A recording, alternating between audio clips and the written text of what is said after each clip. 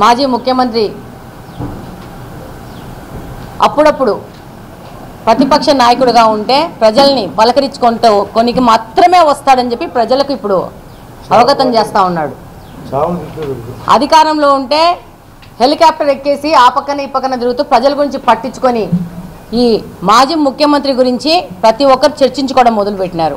ఈరోజు అక్కడ ఏదో జరిగిపోయింది ఉపద్రవం అని చెప్పి న్యాచురల్ కెలామిటీలో అక్కడ డ్యామేజ్ జరిగితే దాని మీద ఆల్రెడీ అధ్యక్షులు గారు చెప్పడము, అక్కడున్న ఇన్ఛార్జి గారు వెళ్ళి అక్కడి నుంచి పరిశీలించడము, నిన్ననే దాని మీద మంత్రి గారితో మాట్లాడడము, అధికారులను సంసిద్ధం చేసి ఎంత డ్యామేజ్ జరిగింది దాని మీద ఒక సర్వే చేసి ప్రభుత్వం ఆల్రెడీ ఈ యొక్క డిజాస్టర్ మేనేజ్మెంట్ కింద డిజాస్టర్ యొక్క వీళ్ళకు రైతులకు ఏ విధంగా ఆదుకోవాలనే అంచనాల మీద ముందుకెళ్ళిపోయాక ఈయన తన సొంత కార్యక్రమం మీద పులివెందులకు వచ్చి దాన్ని కూడా రాజకీయం చేసుకుంటూ సొంత పనికి వచ్చి రాజకీయ పని కూడా చేసుకోపోవడానికి పోయి అక్కడ ముసలి కన్నీళ్లు కార్చడం జరిగింది. అక్కడ అధికారులు కానీ ప్రజలు కానీ చెప్తున్నారు మాకు దీనికి ఇన్పుట్ సబ్సిడీ ఉంది అని చెప్తున్నా కూడా అర్థం కాని పరిస్థితుల్లో మాజీ ముఖ్యమంత్రి గారు ఉన్నారు. ఏ రోజైనా అధికారంలో ఉన్నప్పుడు ఈ గత 8-10 సంవత్సరాల క్రితం వరకు ఆయనే ముఖ్యమంత్రిగా ఉన్నారు. ఎన్నిసార్లు పోయారు, ఎన్ని న్యాచురల్ కెలామిటీస్లో పోయి ప్రజలను పలకరించినాడు, వాళ్ళని ఆదుకున్నాడు, అందుకున్నాడు, వాళ్ళకి సపోర్ట్గా ఉన్నాడని చెప్పేసి ప్రజలందరూ ప్రశ్నిస్తున్నారు. అందుకే కదా ఆ రోజంతా హెలికాప్టర్లకి అటు ఇటు తిరిగాడు కాబట్టి ఈరోజు ఆయన్ని పదవిలోంచి తీసేసి నువ్వు పనికి రావు అని చెప్పేసి ఒక జడ్జిమెంట్ ఇచ్చి ప్రతిపక్ష హోదా లేకుండా ఆయన్ని కూర్చోబెట్టారు. ఎమ్మెల్యేగా గెలిపించి ఆయన్ని ఇంత చాలు నీకు అని చెప్పేసి ప్రజలు డిసైడ్ చేసుకున్నారు. మళ్ళా 3 సంవత్సరాలు వస్తానంటున్నాడు. ఆ రోజు ఒక్కసారి ఛాన్స్ ఇస్తే వచ్చేసి ఏదో చేసేస్తాను మిరాకిల్స్ అంటే ఆ యొక్క తప్పును 5 సంవత్సరాలు ప్రజలు అనుభవించినారు. ఆయన్ను గతంలో ముఖ్యమంత్రిని చేసినందుకు రాష్ట్రాన్ని 15 సంవత్సరాలు వెనకబడి తీసుకుపోయిన దానికి ప్రజలందరూ 15 సంవత్సరాలు కష్టపడే పరిస్థితి తీసుకొచ్చినారు. ఈరోజు రాష్ట్రంలో అసలు డబ్బులే లేకుండా ఊడ్చిపెట్టుకొని పోయినారు. ఏం చేసినాడు ఈయనంటే మందల కింద అవినీతి తిమింగళాలను తయారు చేసి పెట్టినాడు. అందులో భాగంగానే ఈరోజు కడప నియోజకవర్గ పరిస్థితి కూడా అధ్వానంగా ఉంది. ఎన్ని అవినీతి కార్యక్రమాలంటే ఆయన పార్టీలో ఉన్న ఆయన శిష్యులు ఆయన తిమింగళాన్ని మింగేస్తే ఈయన చిన్న చేపలని మింగేసినారు. ఈరోజు మళ్ళా కడప నియోజకవర్గం కానీ కడప జిల్లా కానీ మళ్ళా మన కోసం మనం ఆలోచించుకొని మన కడప జిల్లాని రాష్ట్రంలో తల ఎత్తుకునే విధంగా తీసుకుపోవాల్సిన అవసరం కడప జిల్లాలోని ప్రజల మీద అందరి మీద బాధ్యతగా ఉంది.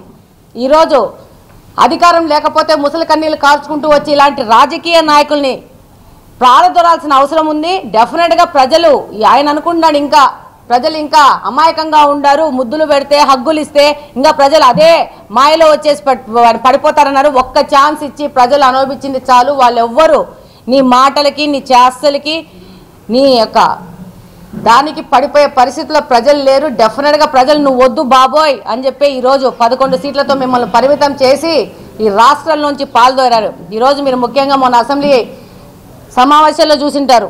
కొంతమంది వైసీపీకి సంబంధించిన ఎమ్మెల్యేలు దొంగగా వచ్చి రిజిస్ట్రార్లో సంతకం పెట్టి పోయారు. అంటే వాళ్ళు ఎంత తపన చెందుతున్నారంటే ఆ 11 మందిలో కొంతమంది అసెంబ్లీలో కూర్చోలేకపోతున్నాం అంటే ఈయన ప్రెషర్ వల్ల కూర్చోలేకపోతున్నాం కాబట్టి వాళ్ళు దొంగగా వచ్చి సంతకం పెట్టి ఆనందపడుతున్నారు. అంటే వాళ్ళ గతి ఎంత అధ్వాన్నంగా చేసినారంటే వాళ్ళని రానియకుండా శాసనసభలోకి రానియకుండా ప్రజల సమస్యల గురించి ప్రశ్నించకుండా కట్టడి చేస్తున్నాడు. ఇది ప్రజాస్వామ్యం కాదు.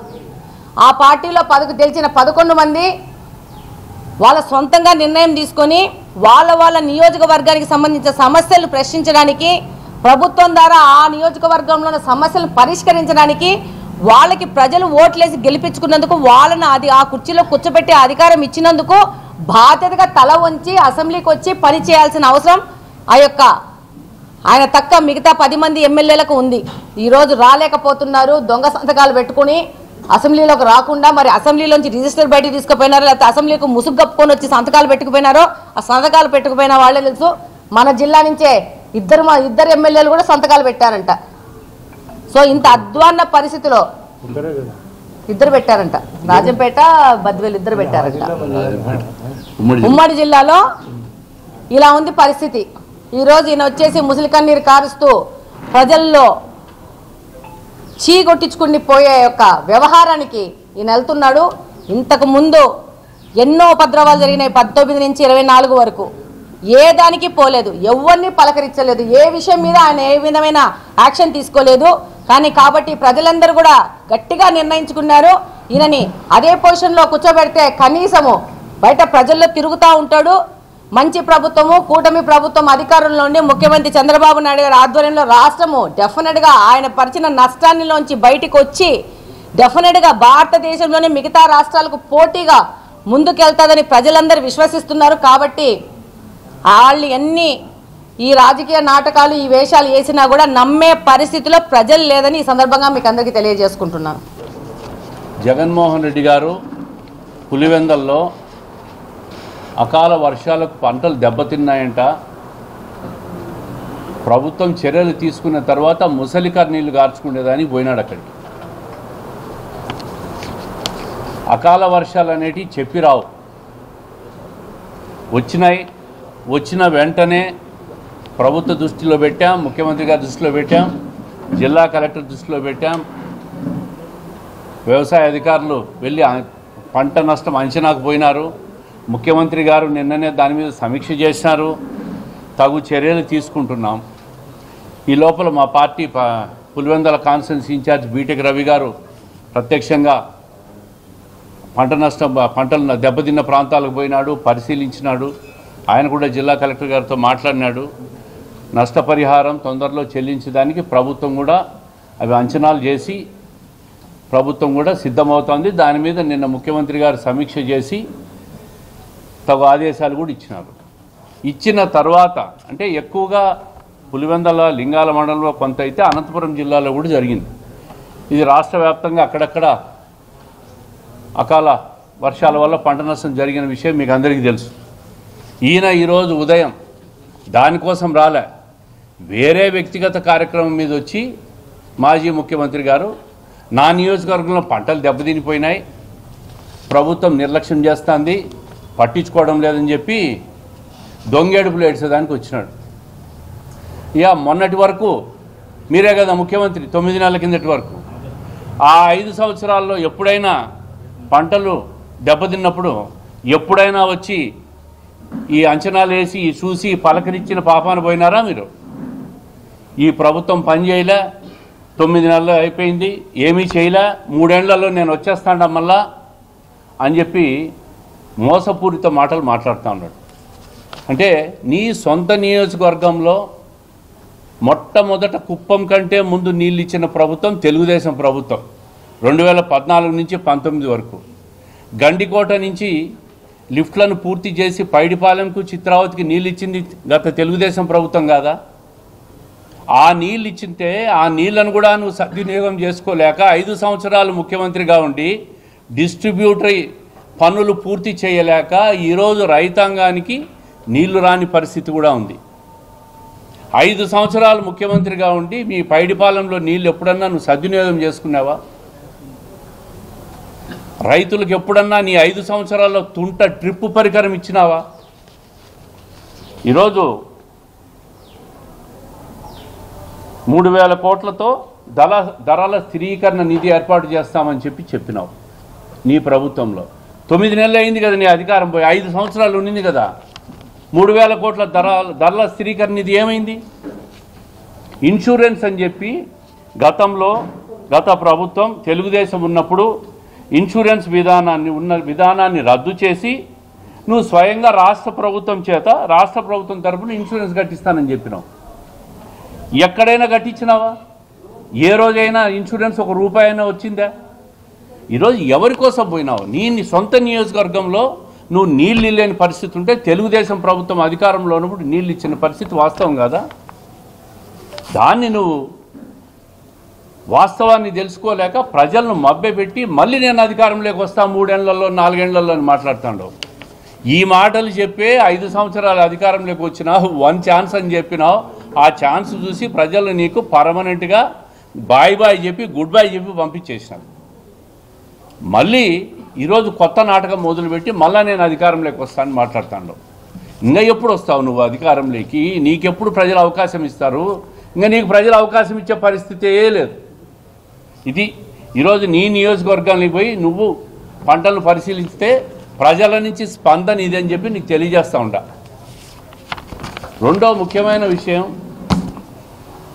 రాష్ట్ర వ్యాప్తంగా చాలామంది ప్రజాప్రతినిధులు గత ప్రభుత్వంలో అవినీతి చేసి ఒక్కొక్క విషయం బయటకు వస్తూ ఉంది.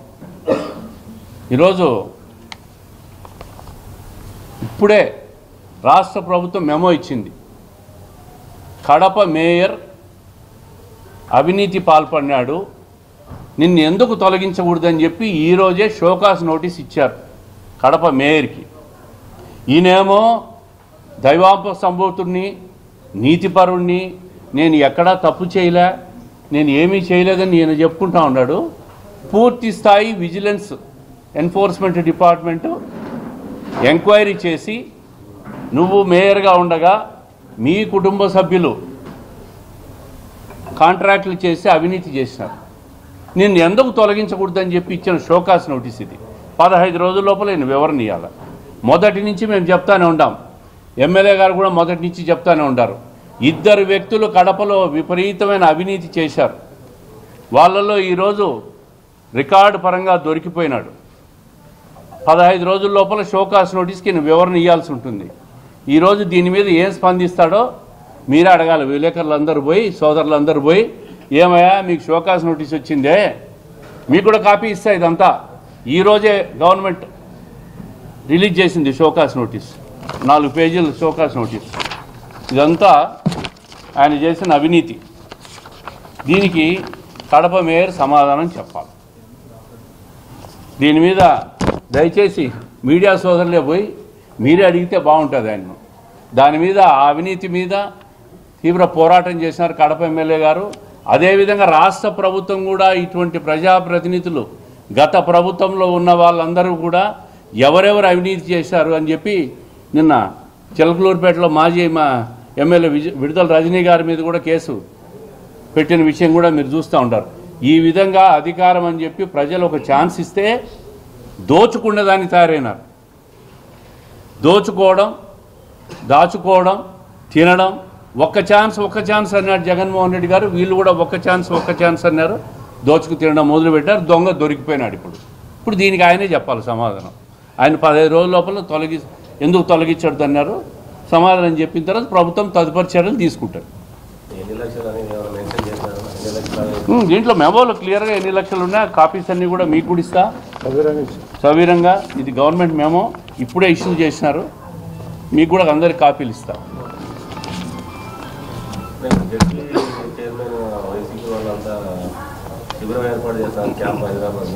మాకు రాజకీయాలు ఎప్పుడు కూడా నీతివంతంగా చేసే విధానం తెలుగుదేశం పార్టీది. వాళ్ళ అవినీతి పరులు, వాళ్ళకు భయం పట్టుకునింది, క్యాంపులు మెయింటైన్ చేసుకుంటున్నారు. మాకు సంఖ్యాబలం లేదు, మేము ఎన్నికల్లో పోటీ చేయడం లేదు. ఇది పార్టీ విధానం, ప్రభుత్వ నిర్ణయం, ముఖ్యమంత్రి గారి నిర్ణయం. మేము పోటీ చేయడం లేదు. వాళ్ళు ఉలికిపడి క్యాంపులు పెట్టుకుంటే మేమేం చేయలేము దానికి. వాళ్ళకే భయం ఉన్నట్టుంది, మా వాళ్ళు ఏడబోతారో ఎక్కడికి పోతారో అని. 2-3 వర్గాలు అయిపోతాయి. కొంతమంది బీజేపీలోకి వస్తారు, కొంతమంది జనసేనలోకి పోతా ఉంటారు, కొంతమంది తెలుగుదేశంలోకి వస్తారని వాళ్ళకు భయం పట్టుకుని వాళ్ళు శిబిరాలు ఏర్పాటు చేసుకుంటున్నారు. కానీ నీతివంతమైన రాజకీయాలు చేసే పార్టీ తెలుగుదేశం పార్టీ. ఈరోజు కూటమి కూడా భారతీయ జనతా పార్టీ కానీ, జనసేన కానీ, తెలుగుదేశం కానీ ఎక్కడా కూడా రాష్ట్రంలో ఇట్లా దాంట్లోకి తెరలేపలే. మేము కూడా ఈరోజు మాకు మెజార్టీ లేదు కాబట్టి మేము పోటీ చేయడం లేదు. వాళ్ళు దొంగ అని భుజాలు తడుపుకొని వాళ్ళ మనుషులు వాళ్ళు పారిపోతారని భయం పట్టుకొని వాళ్ళు క్యాంపులు మెయింటైన్ చేసుకుంటారంటే దానికి మేమేం చేయలేము. 2017 ఎమ్మెల్సీ ఎన్నికల్లో ఇట్లా జరిగింది కదా, అప్పుడు కూడా మా పార్టీలో చేరారు. ఎన్నికల ముందు కాదు, ఎన్నికల కంటే ముందు 2017లో మా పార్టీలో చేరినారు కాబట్టి వాళ్ళందరూ మాకు ఓటేశారు కాబట్టి గెలిపించుకున్నాం. ఈరోజు మేము మెజార్టీ లేదు, మేము పోటీ చేయడం లేదు. దాంట్లో ఏమి ఇది పార్టీ నిర్ణయం.